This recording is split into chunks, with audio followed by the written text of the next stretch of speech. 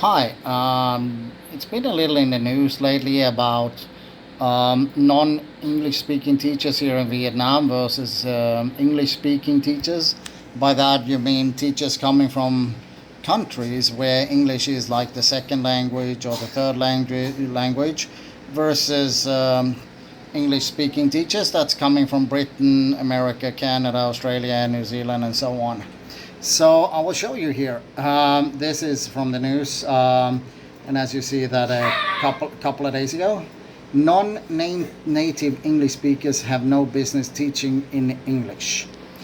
My take on it is that non-native English speakers, so people from other countries like European countries, most of European countries have their own language, but English is the second language. So many of those are really good in English. They know grammar and everything very, very well. But being from Europe, I also know that even if you are good in general speaking and so on, there are words that you do pronounce incorrect.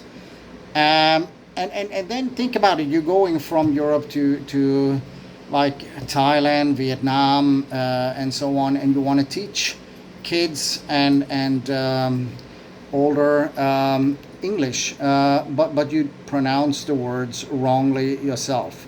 I actually don't see the big problem, but I think I do see how it can raise a debate. What I have to, my take on it is basically simple. I think the international schools, international bilingual schools, they have a responsibility here, I think, to, in the marketing, say, we are an international school, we have a mix of English speaking teachers and non-native English speaking teachers. Or we are a bilingual school, we have only non-native English speaking teachers. I think the schools have a responsibility in their marketing to the parents to enlighten and inform the parents correctly. To basically say that all people from any country, unless it is an English speaking country, cannot teach here in Vietnam, that I think is a bit too far.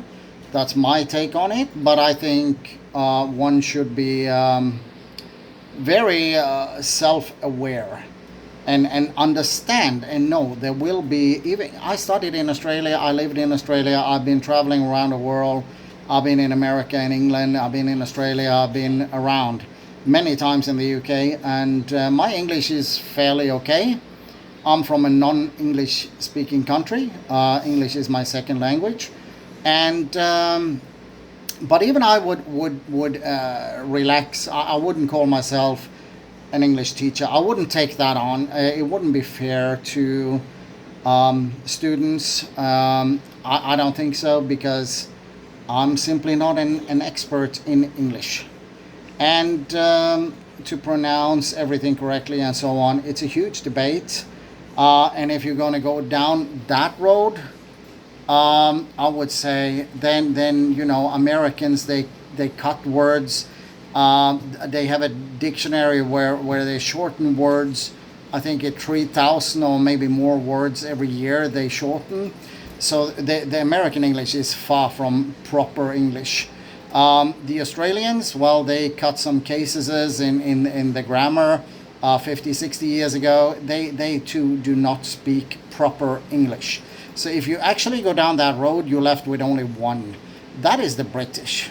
Then you need to hire British, Scottish, Irish teachers, because they still do the Oxford, and they are the only native Oxford people to teach. So sorry, but you need to know a little about the history of English and the language. And also, in America, they wouldn't even have English if it wasn't for the British. So again, everything comes from Britain. So if you want to learn real English, then you hire British people. It's very easy, very simple.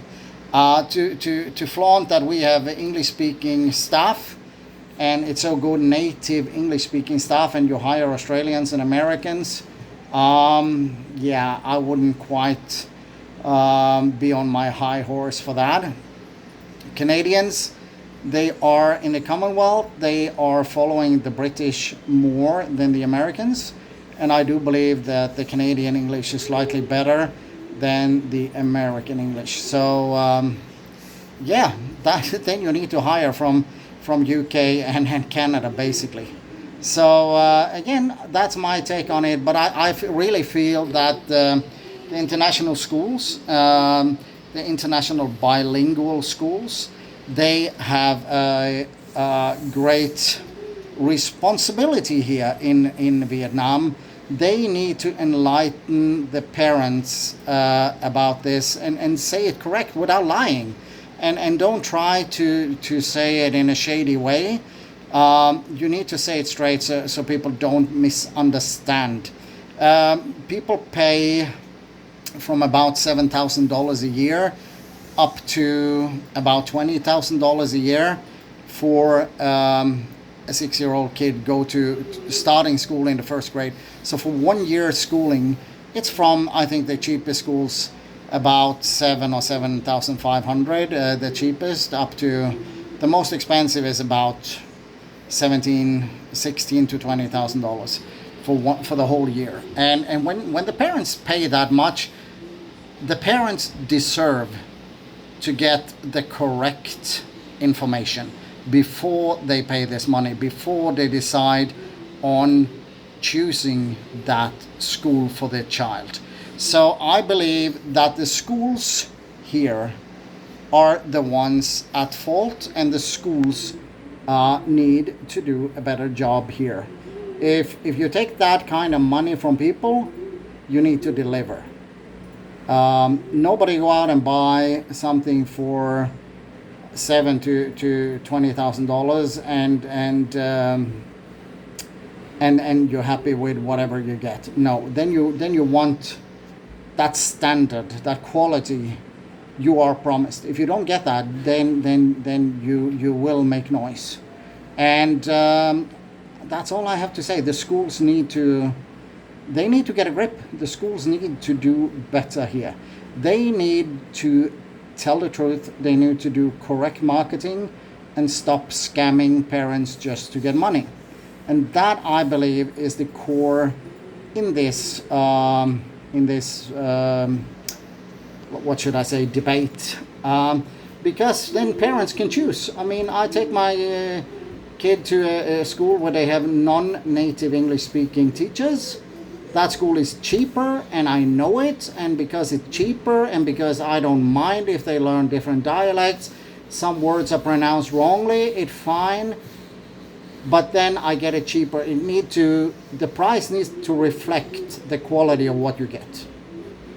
Now, if you go to a school where they primarily hire British and Canadian that actually talk proper English, then the price will be higher. But then the parents can choose, and the kids can choose, and then it's up to the parents and the customers basically, because parents are the customers here, and the schools really need to shapen up, and they need to basically inform correctly. Actually, every international school and international bilingual school in Vietnam should have on their internet pages, on their web pages, they should have like a staff where they have a photo and of every staff and say where they are from, the name, the position, what kind of teacher. This is an English teacher, this is a gym teacher, this is a math teacher, the education qualification and the country they are from. That should be a requirement for every school to make it open and good so the parents can actually see what they put the children into. So yeah, that's my take on it. But I see there is many opinions here, and many teachers, they don't like it, and the English centers, not schools, I think much, but especially the English centers, they tend to hire just about everything, and of course the quality in an English center will vary greatly depending on who's working there. If you get a lot of Russian, Spanish, Mexican and so on. They will have dialects and strong accents, and some will know the grammar and stuff very well, and some others will not. So yeah, I think they just need to clarify, and this is on the shoulders of the schools and the English centers. The politicians could basically only make a law saying that you have to do correct marketing and you have to enlighten the parents of your staff, where they're from, and their qualifications, basically. So I don't think it is more political than that.